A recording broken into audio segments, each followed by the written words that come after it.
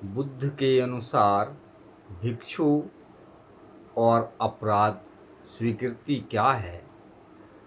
भिक्षुओं के संगठन को लेकर जो सर्वाधिक मौलिक और अनुपम संस्था व प्रथा भगवान बुद्ध ने आरंभ की, वह अपराध स्वीकृति की संस्था थी। यह उपोसथ कहलाती थी। तथागत ने इस बात को समझ लिया था कि जिन बातों को उन्होंने अपराधों की कोटि में रखा है उनका पालन कराया जा सकता है, लेकिन कुछ दूसरे प्रतिबंध भी थे जो अपराध नहीं थे।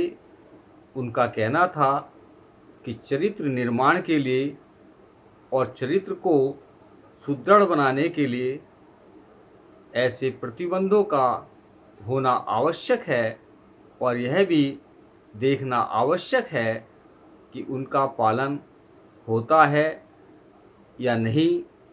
लेकिन इन प्रतिबंधों को पालन कराने का कोई प्रभावशाली ढंग खोज निकालना आसान न था।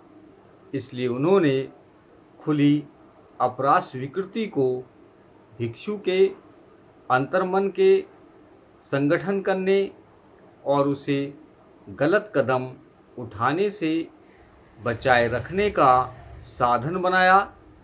अपराध स्वीकृति प्रतिबंधों के न पालन करने को लेकर थी। भिक्षु नियमों का संग्रह प्रतिमोक्ष कहलाता है। उपोसथ अर्थात अपराध स्वीकृति के लिए एक सीमा के भिक्षुओं का एक जगह इकट्ठा होना आवश्यक है। दोनों पक्षों की दो अष्टमियाँ, कृष्ण पक्ष की चतुर्दशी और शुक्ल पक्ष की पंचदशी, ये 4 दिन उपोसथ माने जाते हैं।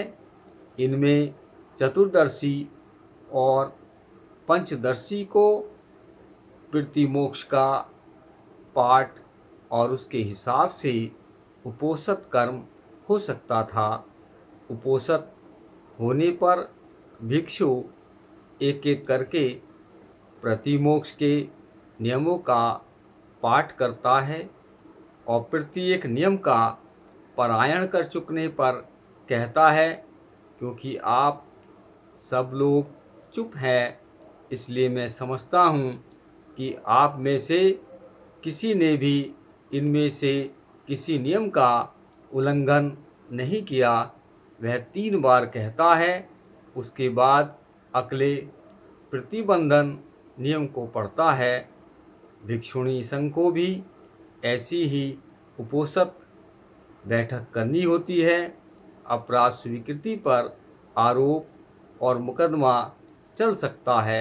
यदि कोई अपराध स्वीकार न करे तो कोई भी भिक्षु किसी के अपराध की रिपोर्ट कर सकता है।